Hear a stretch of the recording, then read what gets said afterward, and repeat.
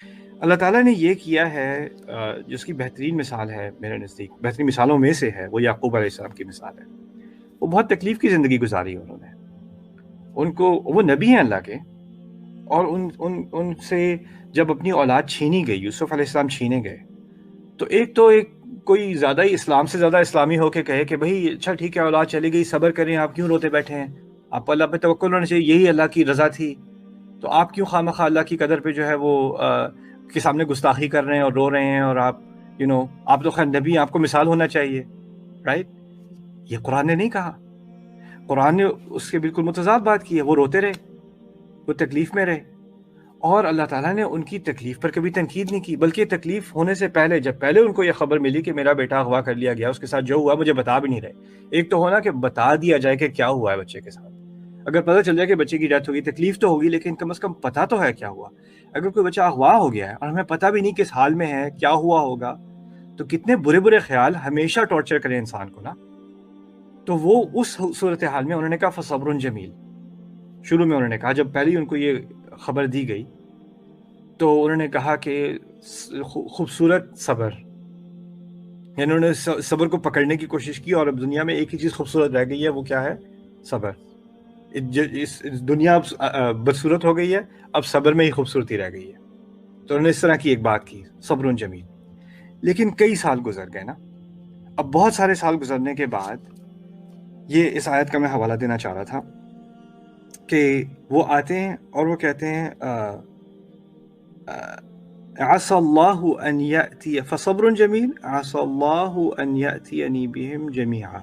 دوسری اولاد بھی اریسٹ ہو گئی، بھائی لے کے گئے بنیامین کو یوسف علیہ السلام نے رکھ لیا۔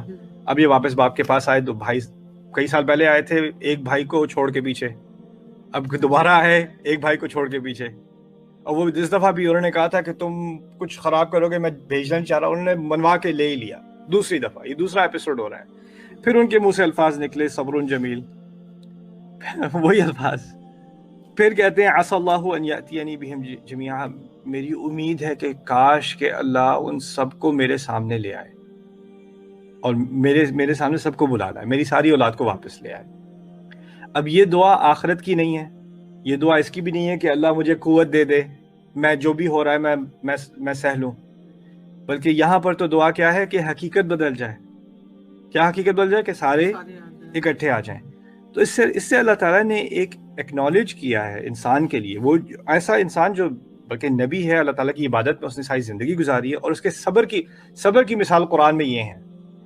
اور اس صبر سے اس بات کی نفی نہیں کی گئی کہ آپ کے دل میں کوئی خواہش ہوتی ہے اپنی اولاد کے لیے، یا آپ کے دل میں کوئی تکلیف ہوتی ہے کسی کی طرف سے، اور آپ چاہتے ہیں کہ وہ تکلیف دور ہو جائے، یا آپ کو اس سے کوئی ریلیف مل جائے، اور آپ وہ چیز چاہتے رہیں، آپ کے دل میں اس کی خواہش رہے، تو اس سے ایمان کی نفی نہیں ہوتی، اور اس سے یہ نہیں ہوتا کہ آپ نے اللہ تعالیٰ کی ہدایت کو دھتکارا ہے اور آپ بس دنیا کی کسی ریلیف کے پیچھے جا رہے ہیں۔ نہیں، اللہ تعالیٰ نے ہمیں انسان بنایا ہے، ہمیں فرشتہ نہیں بنایا۔ ہماری اس دنیا میں اٹیچمنٹس ہوتی ہیں، ہماری خواہشات ہوتی ہیں، اور کبھی وہ خواہشات پوری نہیں ہوتی اور اس کی تکلیف رہتی ہے ایمان ہونے کے باوجود، اور ایسا ہوتا ہے، اور اس کو اللہ تعالیٰ نے ایکنالج کیا ہے۔ اس سے یہ بہت اہم لیسن ہے، کیونکہ پھر ہوتا کیا ہے کہ کبھی کوئی تکلیف میں ہوتا ہے نا، تو ہم اسے بس کہتے ہیں صبر کرو صبر کرو، یعنی اگر رو رہا ہے تو صبر کرو۔ یعقوب علیہ السلام سے زیادہ کون روئے گا؟ اور ان کو اللہ تعالیٰ لیکچر نہیں دے رہے کہ صبر کرو، بلکہ ان کا صبر بھی موجود ہے اور ان کے آنسو بھی موجود ہیں۔ آنسوؤں کا ہونا صبر کی نفی نہیں ہے، تکلیف کا ہونا صبر کی نفی نہیں ہے۔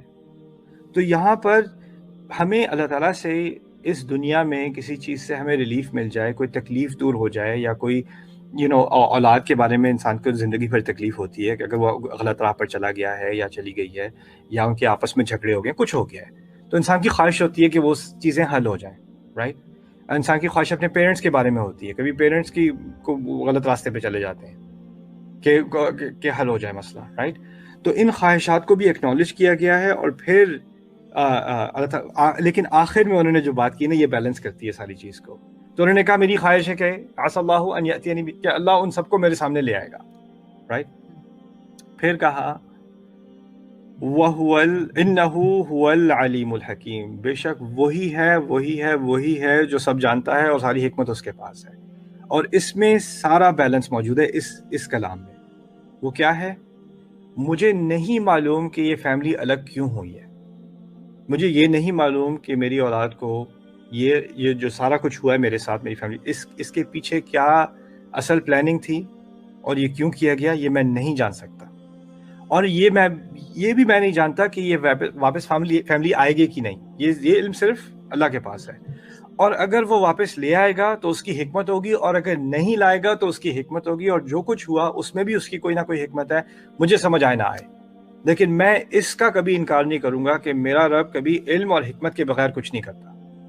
میری اپنی خواہش اپنی جگہ، اور میرا اللہ تعالیٰ کی حکمت اور اس کے علم پر پورا اعتبار اپنی جگہ. یہ دونوں ایک دوسرے کے خلاف نہیں جاتے. ہمارے ساتھ کیا ہوتا ہے، ہماری خواہش نہیں ہوتی، اللہ پہ سے اعتبار ہٹ جاتا ہے. یہ اللہ نے کیوں کیا، اس میں کیا حکمت تھی، مجھے تو حکمت نظر ہی نہیں آ رہی، اس میں کیا حکمت ہو سکتی ہے. آپ کو حکمت نظر نہیں آ رہی، اس کا مطلب یہ نہیں ہے کہ کوئی حکمت نہیں ہے.